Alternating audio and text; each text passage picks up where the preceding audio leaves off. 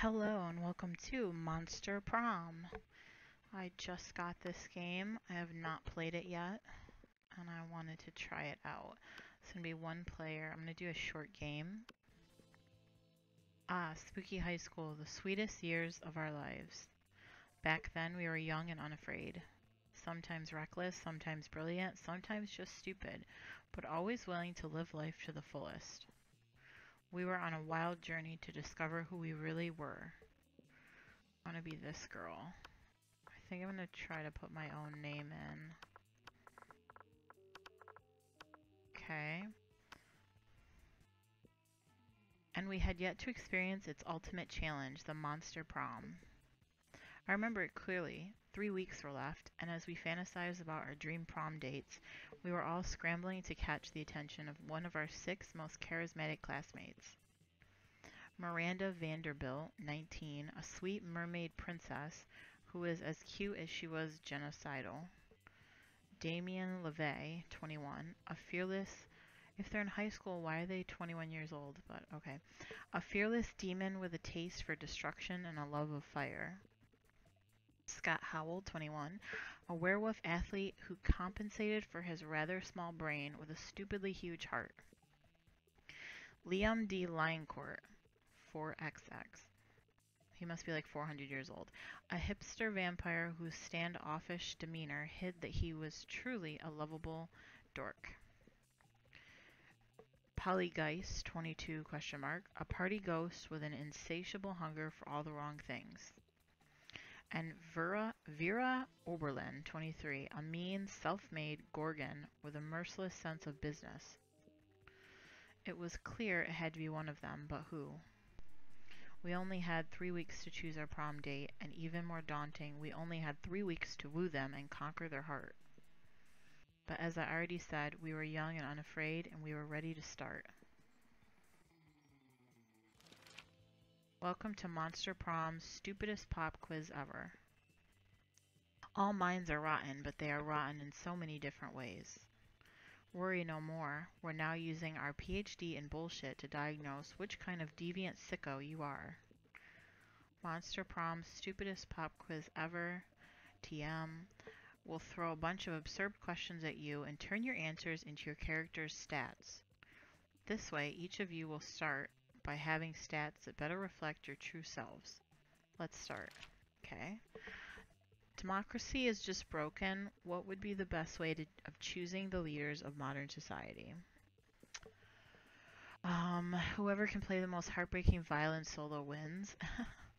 We create a reality show called America's Next Top President where the candidates compete in all kinds of physical and mental challenges. Voter turnout would increase and we would turn a profit on it. You put all the candidates in an empty room with a wild grizzly bear. Whoever kills the bear should be our president. If everyone dies and it's obvious, the bear should be our president. I'm gonna say yes to that one. If you had to have sex with an animal, which animal would it be? No one can make me fuck an animal. Okay. A dolphin, they're the only other animal that fucks just for pleasure. A purebred horse, at least I can keep his semen. Oh my god. I'm gonna say the first one. I don't know. Your partner just gave you a cool gift for your anniversary, but you totally forgot. Quick, come up with an idea for a great gift. A silly toy that makes silly noises, an abstract concept of greatness. Oh, I already see what my answer is going to be. A pony, always a pony.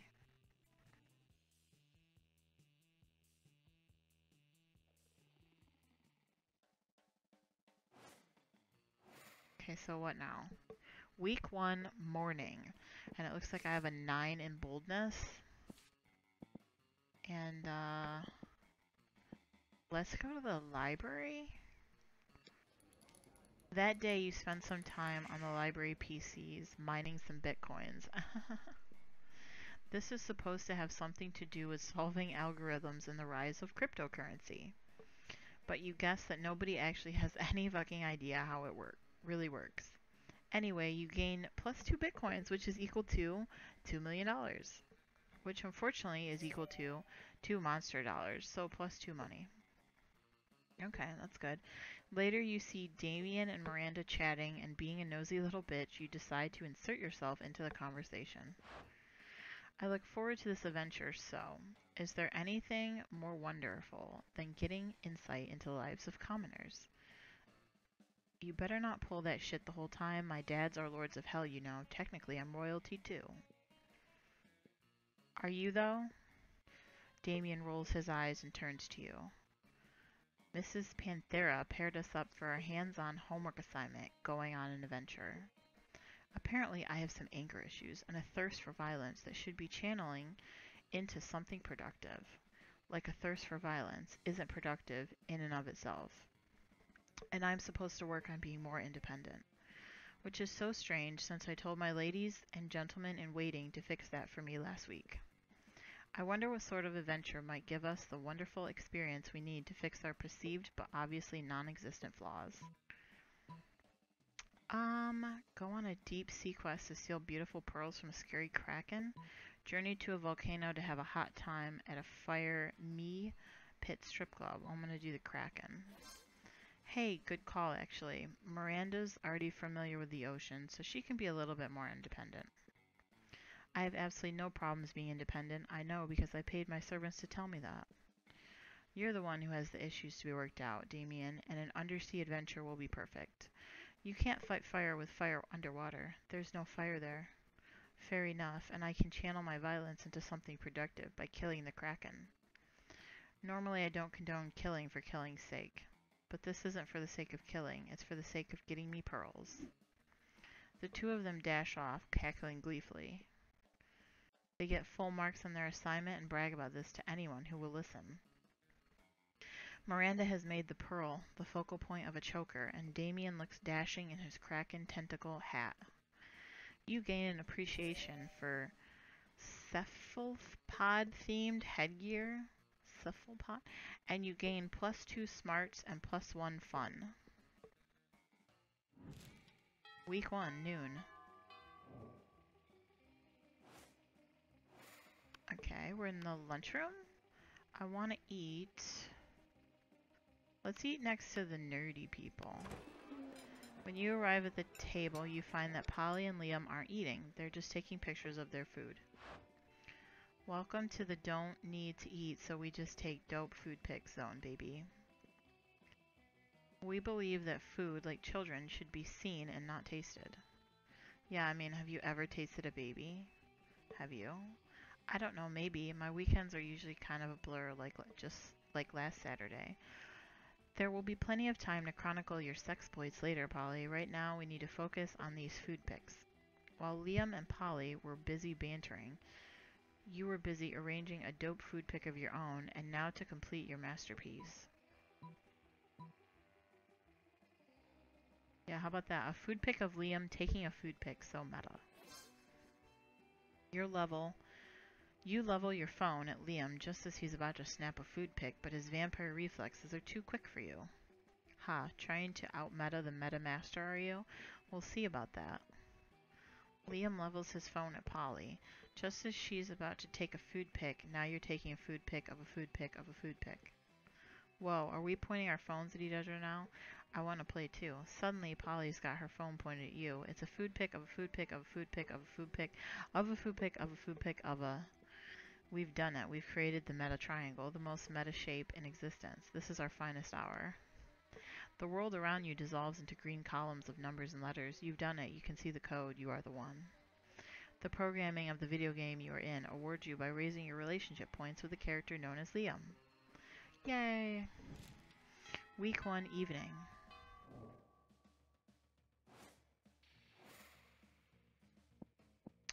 I can choose where to go. So I think I'm gonna go...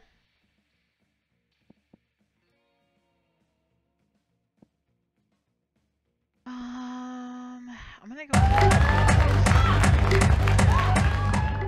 That day during recess, you start a half-hour rave that goes full crazy. You have no idea how it escalates so much, but at one point there are like 300 people. Someone summons demons from a nightmare dimension. The consequences might distort the fabric of reality itself, but who cares? It's a rad party. You gain +2 fun. You notice Miranda trying to put a smile on Liam's face. This should be good. I simply do not understand how you can be so gloomy all the time when the world is so full of wonder and magic. Ha, I guess I'm just not part of the Everything is Beautiful Club. The Everything is Beautiful Club? Is that a secret club? What? Oh yeah, totally. I want to join, I want to join. Oh, how can I join? Liam seems totally sexually disinterested in continuing this gag, but you have no such reservations. You tell her.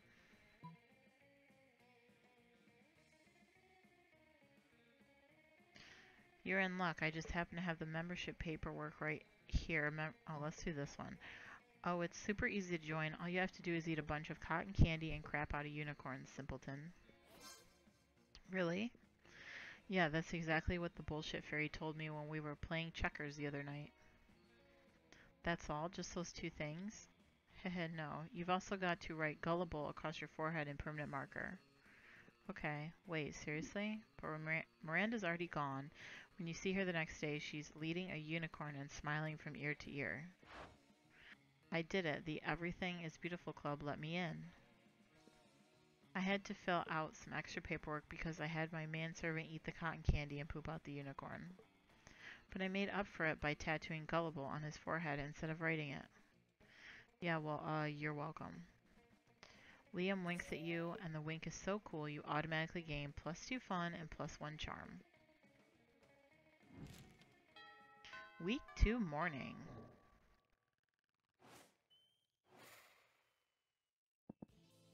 Let's go to class. That day you listen to your elders and learn valuable lessons.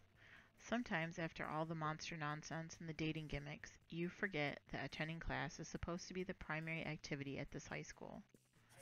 You gain +2 smarts. You spent the last half hour arguing with Liam about which celebrities are into paleo diets, and he's about to put an end to it. Okay, this is going nowhere. Let Wikipedia be our judge. Hey Damon, lend me your phone. I need to check something. Hey, what's this? Most fabulous pixie hairstyles for the spring-summer season? Gah.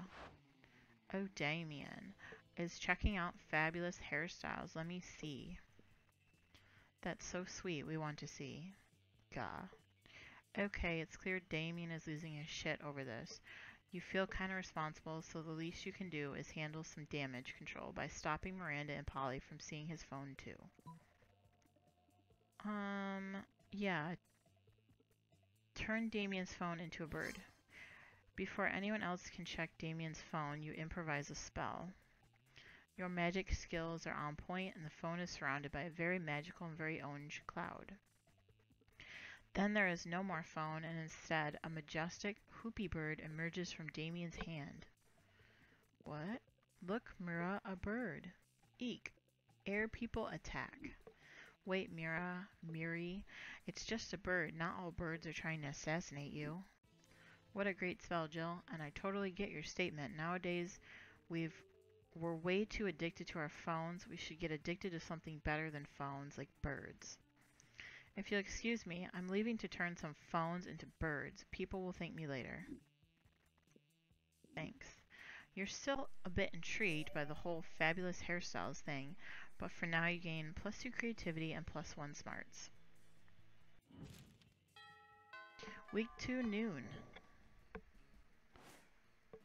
So I guess I can choose. Let's go sit with Liam again. The table you choose is quite crowded. Liam sits across from Miranda, who is flanked by 2 well-dressed servants. One of the servants cuts a slice of Salisbury steak and feeds it to the other.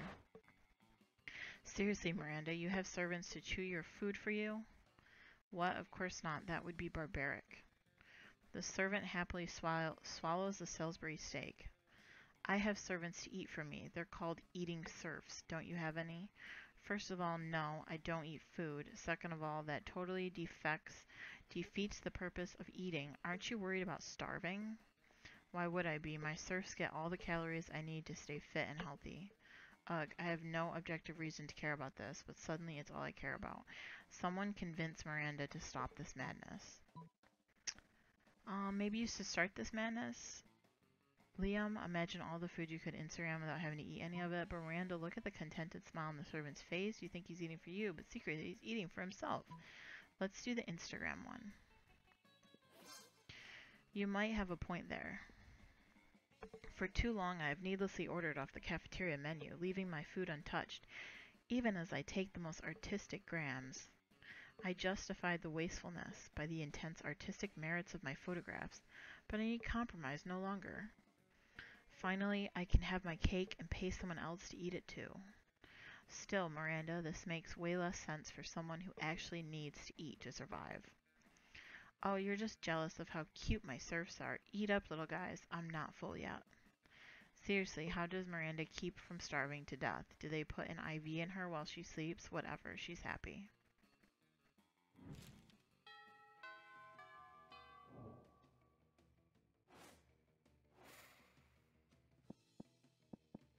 Where should we go? Let's go to the bathroom. Welcome to my little shop. Buy some shit. I have shit that will boost your stats, shit that will lead you into stupid new adventures, even some shit that might be much needed at some specific moments, so take a look.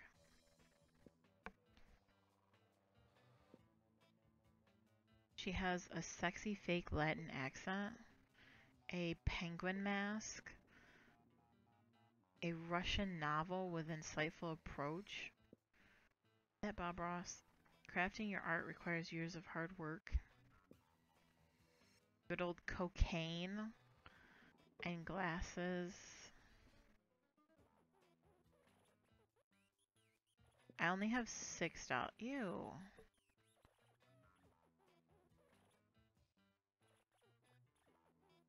I wonder if this would attract, like, Liam. You know what I mean? Let's go ahead and buy that. Why not? Why not? That might attract Liam, because he's a vampire. Week 3 morning. I don't know where to go. Excuse me. I think we're gonna, excuse me, we're gonna go to the auditorium. That day, while rehearsing for the class play, it's as though the muses themselves have descended to give you figurative oral sex. What? Your performance is intense and inspiring. It will be remembered for generations, which is pretty rad by high school plays standards. You gain +2 creativity. You stay long after everyone else has gone. You're deep in yet another discussion with Liam. This time you're arguing about which celebrities are also well-known Naruto fan artists. I'm telling you for the 100th time, despite what everyone believes, there's a very strong Naruto subculture among Oscar-winning actors. One could say Naruto is the biggest inspiration for many of them. But you stop your conversation when you realize you're not alone. Damien's in the corner, styling the hair of a corpse. Hey Damien, what are you doing? Gah. Okay, you caught me. I have a huge secret. I want to be a hairstylist and makeup artist. No one is judging you, Damien. But before you judge me, let me tell you the whole story. Once upon a time, there was a young demon who was a huge fan of cars and illegal drag races. And so the young demon, whose name was Big Twist Damien, heard of an incredible TV show called Boo Paul's Drag Race, and he thought, Dame, it's about time they did a show about drag racing. But what a fool was he, for the TV show was not about motorsports, but about drag. First the demon watched the show, waiting for the part where the actual drag racing happened. Only to discover there was more, but by the end of the first episode he was blown away by the contestants, who happened to be fiercer and stronger than any warrior or actual drag racer the young demon had ever seen. He realized they were so kick-ass in part because of the intense and elaborate hairstyles they had and the makeup that was more badass than any war paint he had yet witnessed. At that moment, he realized he wanted to be able to give the fierceness to other people, and that's how he started on his secret path to become a hairstylist and makeup artist. What you might not expect is that young demon was I, Damien. You literally told us 2 seconds ago that his name was Damien, but it could have been another demon named Damien, dude. Anyway, were you practicing hairstyles on this corpse? Yeah, I didn't want you to know until I was the ultimate hairstylist and the most feared makeup artist. but I feel that I'm not yet meeting my full potential. I need an even more badass training method. Any ideas? Um, Meet a tough adversary and build a rivalous frenemy relationship that pushes the both of you to improve. A rival? I already have a rival. She's the daughter of a general that lost to my dad's in the war for the conquest of the 8th Circle of Hell. You might meet her in the future. She's like buff and super intense.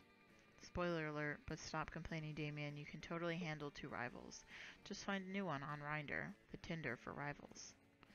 Okay, let me swipe through some of these losers until I find a worthy adversary. This one seems too old. This one has a bathroom selfie. This one is too purple. Oh, this is the one. Swipe right. Immediately after that, an interdimensional rift opens. Oh no. It's me, the interdimensional prince. Dude, I'm super positive you aren't the one in these Grindr pics.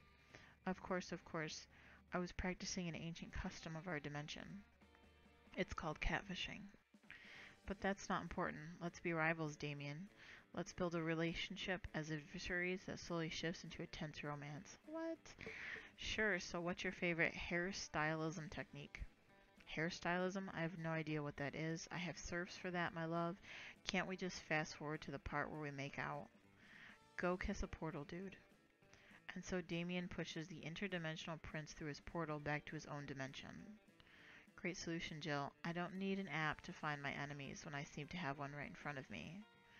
Oh, that's not good. Either you start building a frenemy relationship with Damien, or you might not count on him for Monster Prom. You lose -2 boldness and -1 smarts. Aww. Week 3 noon. Let's sit with Liam again. You notice Liam looking disgruntled, which is his default, so whatever. But it seems like Miranda's pretty upset too. Better check it out. Liam, why are you typing on your phone so angrily? Did your phone offend you in some way? Why are you mad at it? You seem to be an 8.5 on the Frowny Liam scale. The what? The Frowny Liam scale. Normally I can tell how people are feeling from their faces, but you seem to be frowning most of the time, so I created a chart to measure your frowniness. Miranda pulls out a notepad and displays a series of doodles of Liam's frowniness. They're not super accurate, but they are super adorable. I'm not angry at my phone. My so-called frowniness is caused by a heinous error. I specifically asked that my creative creme brulee be extra crispy so that it truly popped with my #massacre Instagram filter. Instead, they burnt it to a crisp, rendering it unphotographable. Monsters deserve to know what they're getting into if they choose to eat at this cafeteria, so they can choose to take their business to a different establishment. And so I'm writing a scathing Yelp review. Liam, you can't do that. If they shut the cafeteria down, the school kitchen staff will lose their jobs. Did you know that peasants have to do labor to make living wages? They don't simply have an unlimited stores of gold. I was shocked when I first found out. Of course you were. If the kitchen staff wanted to earn their wages, they should have been better at their jobs. I'm simply the merchant of truth. No, you're the merchant of poop. Your royal sophistication shines through. Look, asked Jill. Her taste may tend towards the mainstream, but surely she can see this subpar cafeteria must be exposed. Don't be ridiculous. Jill is surely more compassionate than that and would gladly help me save the cafeteria again. Again? Gosh, it's hard to keep track of your misadventures at the shit show of a school. Still, you'll help if you can. I want to impress Liam, so...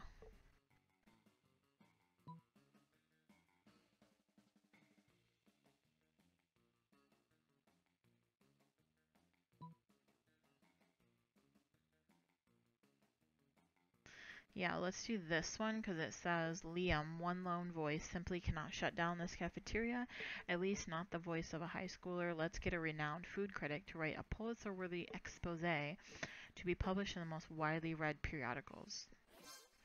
Excellent idea. I'm an incredible, intelligent, compassionate person with tons of humility, more than enough to admit when a professional's help may be of use to me. You think you have the most humility? You shall never be as humble as I am. Every day my servants tell me I'm the humblest person ever to live. Miranda storms off in a huff, leaving you and Liam to proceed with your amazing, incredible genius plan. You're super humble, too. You use your magnificent calligraphy skills you picked up in your elective class, calligraphy and murder, to write 5 letters chock full of hashtag aesthetic. Liam produces a delicate white dove from his backpack. How is it breathing in there? And gives it to the newly addressed letters.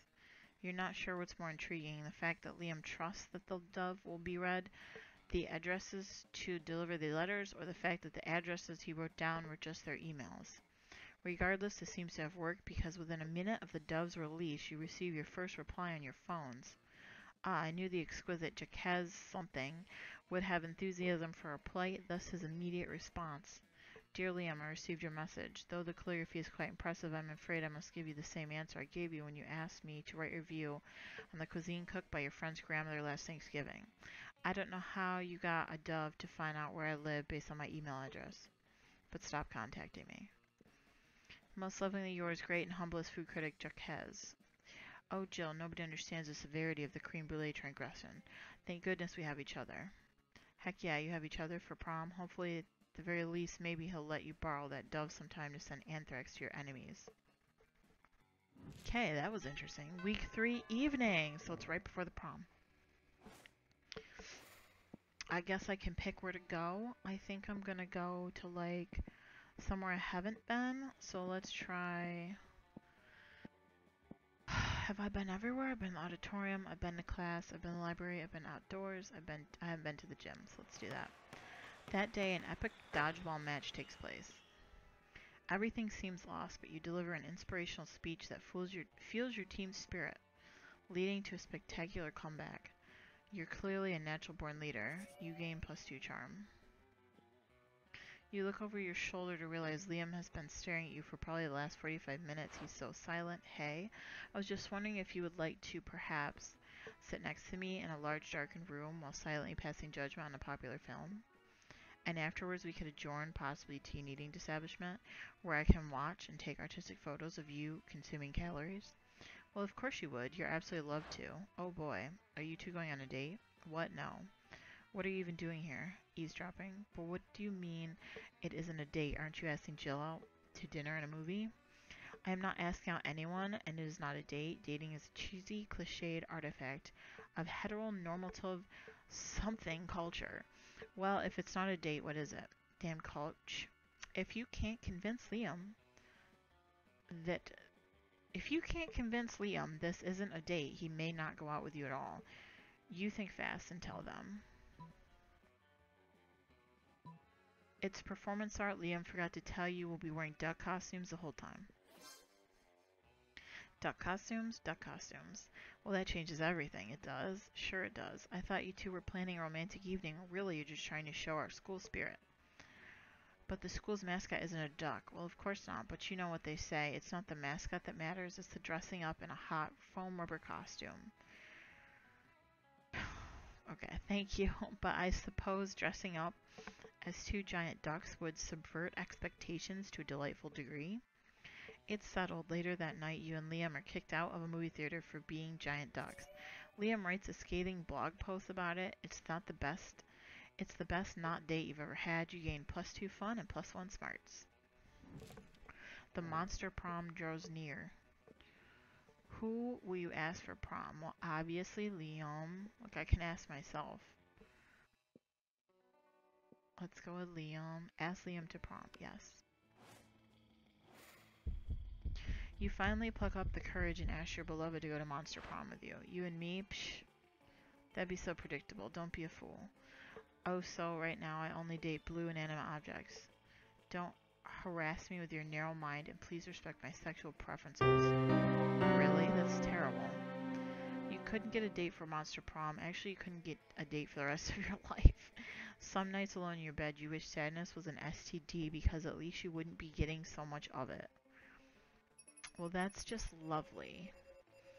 I am most likely to be a sleeper agent just waiting for the code word. And Liam was, I'm over 400, this was long due.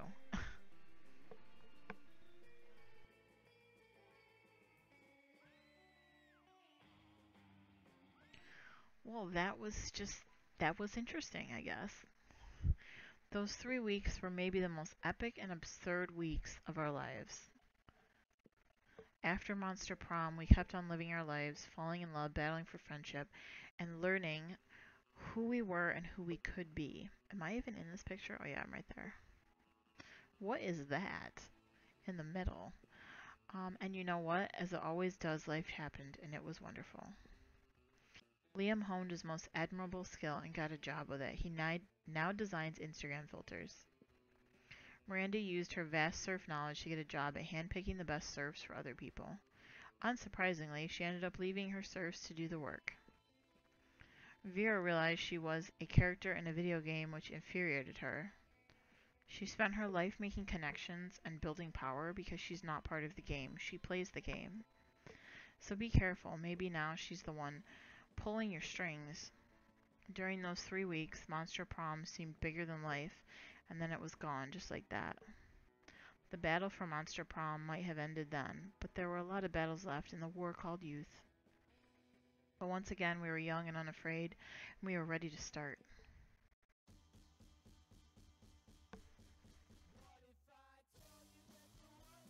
Okay. Yeah, all I can say about this game, it is interesting. Yeah, it's interesting.